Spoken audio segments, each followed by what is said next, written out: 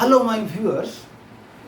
I am Mr. Dilip Kumar Pal, stands before you with an Odia video of the paper number 9 of the 4th semester, and the name of the paper is Public Policy and Administration in India. And the topic is Types, Scopes and Models of Public Policy. आमे video रे देखिबा जननीति प्रकार तार परिसर एवं जननीतिर विभिन्न नमूना बा मॉडल।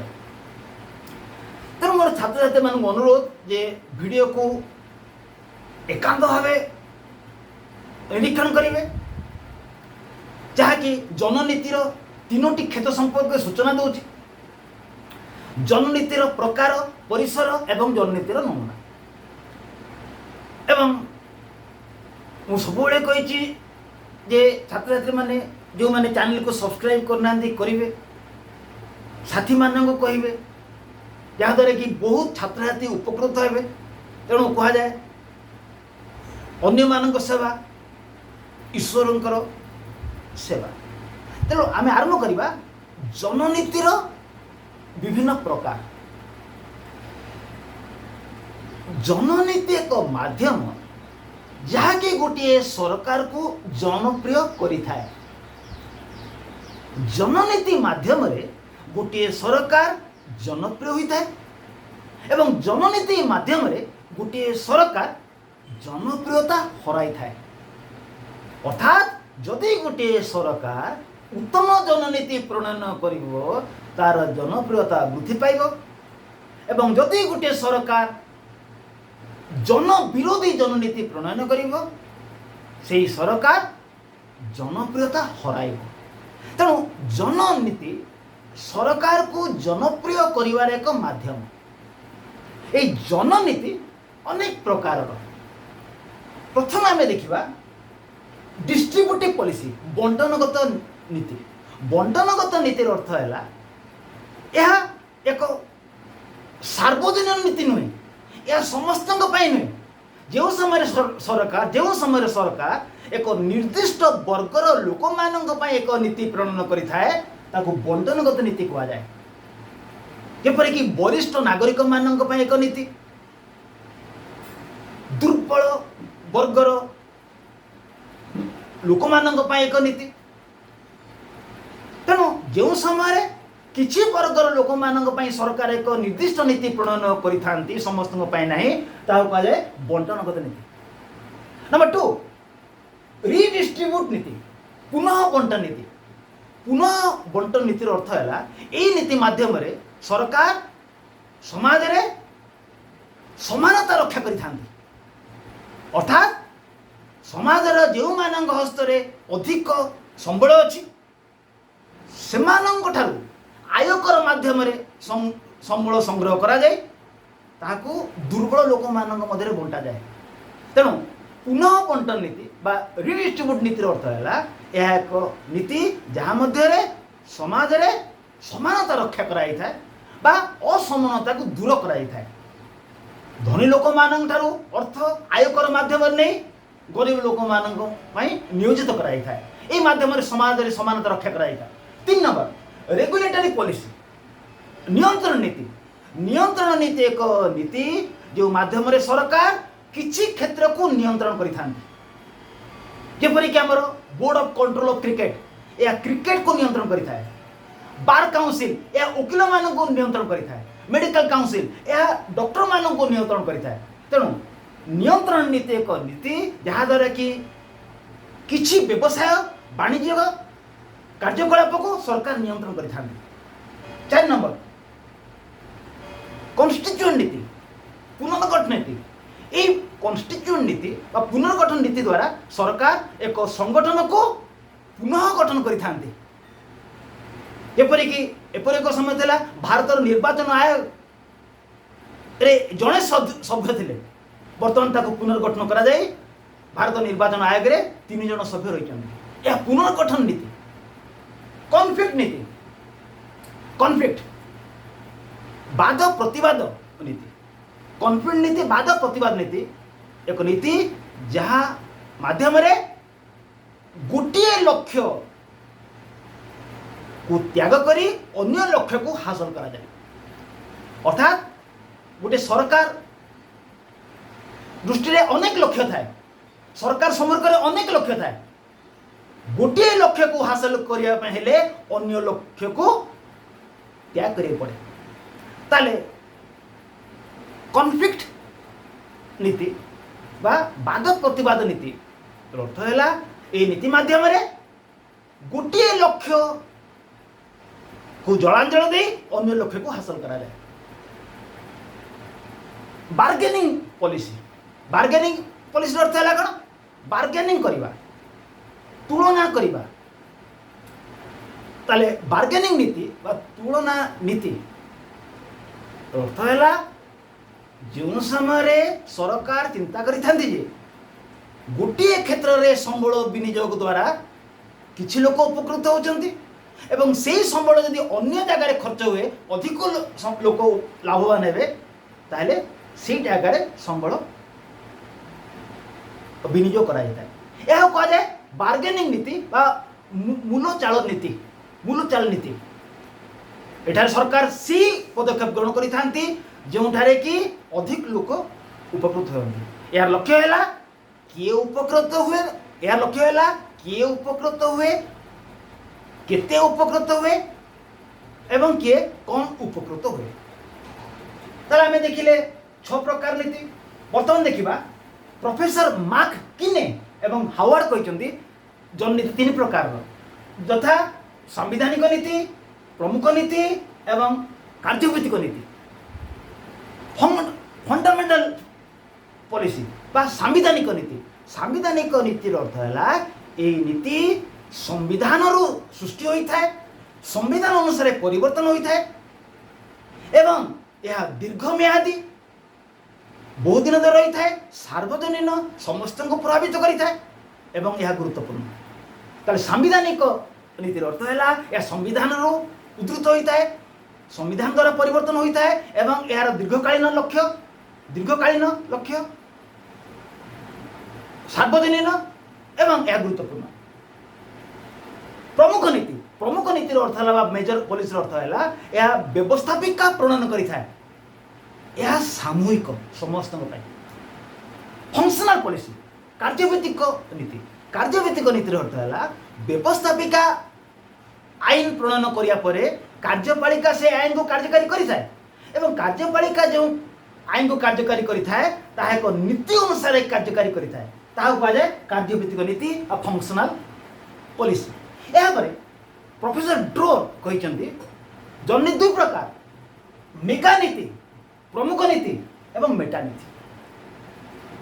मेटा नीति अर्थ है ऊर्ध्वस्थ नीति उड़िया कहा जाए। ताले मेगा नीति क्या कहा जाए? मेगा नीति बा प्रमुख नीतिर अर्थ है यह एक मुख्य नीति जार अधीन रे अनेक प्रकार नीति रही थाए। एक मुख्य नीति अधीन रे अनेक प्रकार नीति रही थाए। ये मुख्य नीति को कहा जाए मेगा पॉलिसी बा मुख्य नीति। मेटा पॉलिसी ऊर्ध्वस्थ नीति।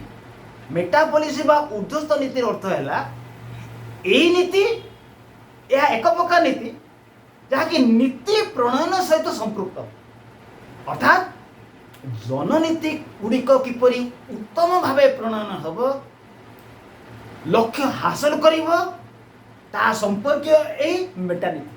तो मेटा नीति केवल उल्लेख करिथा है समस्त नीति किपरि उचित भावे प्रणयन हम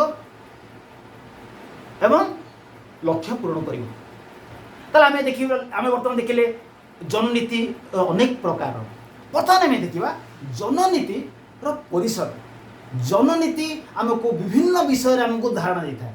आमे देखिबा 6टी परिसर। प्रथम देखिबा पॉलिसी डिमांड्स, जन दाबी अर्थ है अनेक समय समाज रे एक समस्या सृष्टि हुए एवं से समस्यार समाधान पाई सरकार निकट में दाबी करा जाइथा है एवं से समय सरकार एक नीति तैयारी करती ताको समाधान करिया ता कहा जाए जन दाबी।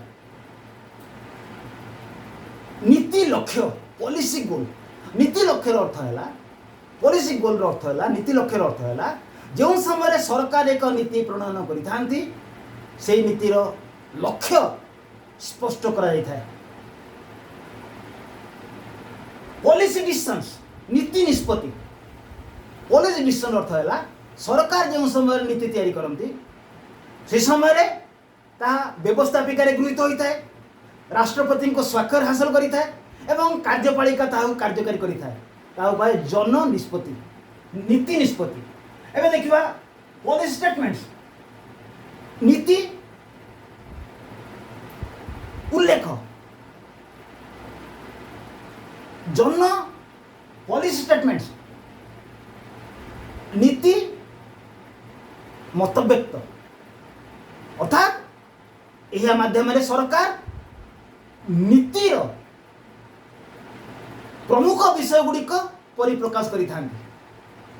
नीति मध्य थिबा प्रमुख विषय गुड़िक परिप्रकाश करिथांती बा सार्वजनीन करिथांती ता कहले पॉलिसी स्टेटमेंट्स बा जन मत प्रकाश। एबे देखिए 5 नंबर पॉलिसी आउटपुट्स जन फलाफल। जन फलाफल अर्थ है एठारे जननीति को किपरि कार्यकारी करा जाए बा जननीति को किपरि कार्यकारी करा जीवो ताहा उल्लेख करा जाय था। जननीति को हासिल करिया पय केउ माध्यम प्रयोग करा जाय था। एबे देखिबा हमर नीति फलाफल पॉलिसी कॉन्सिक्वेंसेस। यार अर्थ है जो समय जननीति प्रणयन करा जाए या पर देखा जाए से जननीतिर कि प्रकार परिणाम कि प्रकार फलाफल ता कह जाए पॉलिसी कॉन्सिक्वेंसेस बा नीति फलाफल। तो आम देखिले जननीति विभिन्न प्रकार जननीतिर फलाफल जननीतिर परिसर देखिले। प्रथम देखा जननीतिर विभिन्न मॉडल्स बा नमूना रही। प्रथम मॉडल है आमर सिस्टम मॉडल बा व्यवस्था नमूना। ये व्यवस्था नमूना कहते डेविड स्टन एवं सी कहते जे प्रत्येक समाज गोटे सरकार रही है जहाँ को इंग्राजी कह जाए पॉलिटिकल सिस्टम राजनीतिक व्यवस्था एवं लोक मान जो दाबी करि इनपुट कह जाए ता से सरकार निकट आसता है। सरकार ताको ग्रहण करि जन दाबी गुड़ी एवं जन लोक मान सबू दाबी को ग्रहण करी से एक निष्पत्ति नहीं था कह जाए आउटपुट बा फलाफल। तेणु सिस्टम नमूना डेविड कहते समाजर विभिन्न दाबी गुड़िक सरकार ग्रहण करि दाबी गुड़ी कह जाए इनपुट सरकार ग्रहण करी ताको समाधान करने निष्पत्ति नियंती कह जाए आमर आउटपुट। यह है आमर व्यवस्था नमूना सिस्टम मॉडल। बर्तमान देखिए आम रेशनल पॉलिसी मेकिंग मॉडल विधि बा विचारमंत नमूना सॉरी सेकेंड है institutional model of public policy. Institutional model है आम सांगठनिक नमूना। ये सांगठनिक नमूना अनुसार प्रत्येक सरकार अनेक प्रकार अनुष्ठान अच्छा व्यवस्थापिका कार्यपालिका न्यायपालिका अमलतंत्र एमाने ही नीति प्रणयन करते एवं यही माने जो नीति प्रणयन करती से नीति रे 3टी वैशिष्ट्य थाए। यह न्यायसंगत समस्त ताको मानिया बाध्य। नंबर 2 यह सार्वजनीन समस्त लागू होता है। नंबर 3 यह कोर्सिव अर्थात एठारे दंड विधान करा जाय। तेणु आनुष्ठानिक नमूना एक नमूना जहाँ उल्लेख करता है जे सरकार अनेक अनेक अनुष्ठान रही है व्यवस्था कार्यपालिका न्यायपालिका अमलतंत्र से नीति निर्धारण करें जो नीति निर्धारण करें तार 3टी प्रमुख वैशिष्ट्य अच्छी। यह न्यायिक समस्ते मानिया बाध्य।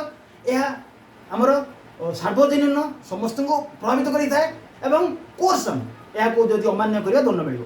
तृतीय है रेशनल पॉलिसी मेकिंग मॉडल विचारवंत नमूना। ये विचारवंत नमूना अनुसार प्रत्येक समस्या पाई विभिन्न प्रकार विकल्प अच्छी किंतु से विकल्प को आम बाछा दरकार जोटारे कि खर्च कम हुए एवं लाभ बेसी हुए। तेणु विचारवंत नमूना एक नमूना जहाँ उल्लेख करें प्रत्येक समस्या अनेक विकल्प अच्छी से समस्या को से विकल्प को आम कार्यकारी करवा जहाँकि व्यय सापेक्ष नुहे एवं अधिक फलप्रद। चतुर्थ लिन ब्लमकर इंक्रीमेंटल मॉडल। लिन ब्लमकर इंक्रीमेंटल मॉडल यह एक मॉडल जहाँ उल्लेख करें जे प्रत्येक समस्या जो समय आसे जो समस्या गुड़िक आसे से समस्या को समाधान करने समस्या को समाधान करने अतीतर निष्पत्ति को ग्रहण करिया पड़िबो एवं से निष्पत्ति रे परिवर्तन करा जाई ए समस्या को सम्मुखीन होगा पड़िबो। अर्थात लिन ब्लमकर इंक्रीमेंटल मॉडल कहूँ जे प्रत्येक देश रे अतीत रे अनेक प्रकार निष्पत्ति ग्रहण कराई अछि तेणु जो समस्या आसीबो से अतीतर कौन से एक निष्पत्ति को बा से समस्या संपृक्त एक निष्पत्ति को प्रथमे ग्रहण करा जिवो एवं से नीति रे अनेक परिवर्तन बा संशोधन करा जाई समस्यार समाधान करा जिवो। तेणु अतीतर नीति भविष्यतर लक्ष्य मध्य संबंध रखा जाता है। बर्तमान देखा Simon satisfying policy making model. Simon संतोषजनक नमूना यही नमूना अनुसार साइमन कहते जे प्रत्येक यही नमूना अनुसार साइमन कहते जे प्रत्येक समस्या पाई अनेक समाधान विकल्प अच्छे किंतु से समाधान विकल्प आम ग्रहण करवा जहाँकि सर्वोत्तम। प्रत्येक समस्या पाई समाधान विकल्प गुड़िक रही अछि अनेक विकल्प अच्छी किंतु से विकल्प आम ग्रहण करवा जहाँकि सर्वोत्तम एवं समस्त को संतोष प्रदान करते। एबे देखिबा ड्रोर नॉर्मेटिव ऑप्टिमम मॉडल। यह एक मॉडल जोटा दुईटी विषय रही था अर्थात जो समय समाज समस्या आसीबो प्रथमे विभिन्न विकल्प गुड़िक मध्यरु उत्तम विकल्प बछा जीव ता सहित से विकल्प वास्तववादी हवा उचित बा वास्तवता सहित संपृक्त हवा उचित। आम जदि विकल्प समाधान विकल्प आम ग्रहण करवा किंतु ता समाजर स्थिति सहित संपृक्त नुहे ता उपयोगी हम ना। तेणु विकल्प गुड़िक मध्यरु सर्वोत्तम विकल्प बाछिबा ता सहित ताको आम देखिबा ता वास्तवता को सम्मुखीन हो पारुछि ना नहीं। बर्तमान आम देखिबा मिक्स्ड मॉडल मिश्रित नमूना जहाँ कहते हॉगवर्ड एवं गन GUNN गन यही नमूना कहूँ प्रत्येक जननीति 9टी माध्यम प्रस्तुत करा जाए।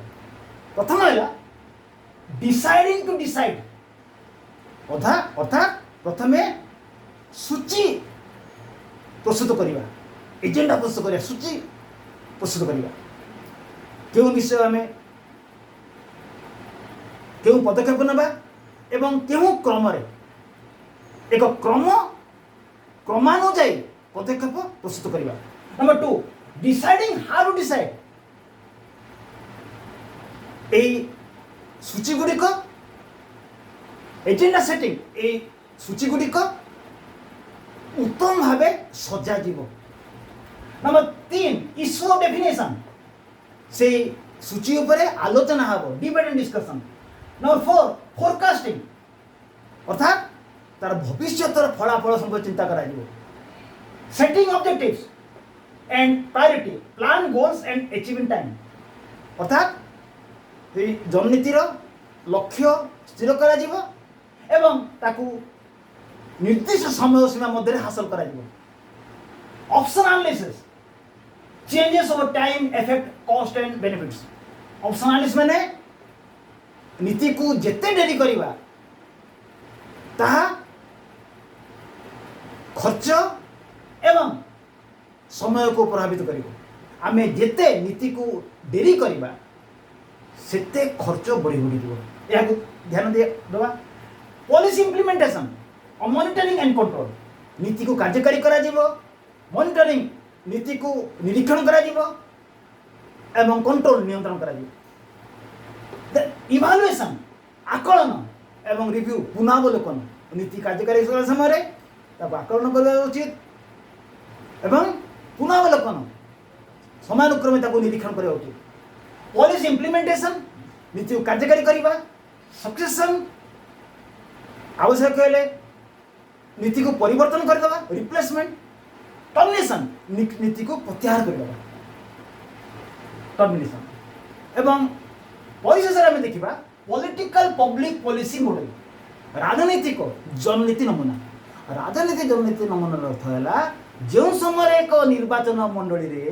कौन समस्या देखा दिए सरकार नीति प्रणयन करी ताकू समाधान कर एवं जो निर्वाचन मंडली जदि कौन समस्या देखादेला ता सरकार नीति प्रणयन करी ताकू सम्मुखीन होता तेणु जनसाधारण सरकार मध्य क्रिया प्रतिक्रिया होता है तेणु आम भिडियो में देखिले जननीतिर प्रकार जननीतिर परिसर एवं जननीतिर विभिन्न नमूना मोर छात्र छात्री मान अनुरोध ये वीडियो को निरीक्षण करेंगे एवं यार इंग्लिश मध्य रही अच्छी जो समय ओडिया कहूँ ओडियार वीडियो अविकल इंग्लिश मध्य अच्छी इंग्लिश वीडियो अविकल ओडिया मध्य अच्छी तेणु जो वीडियो दरकार मो ना दिलीप कुमार पाल विषय ना लिखिदेले यूट्यूब रे वीडियो उपलब्ध हम थैंक यू वीडियो को सदुपयोग करेंगे आम पुनर्बार मिलित हवा से समय पर्यंत गुड बाय टू ऑल।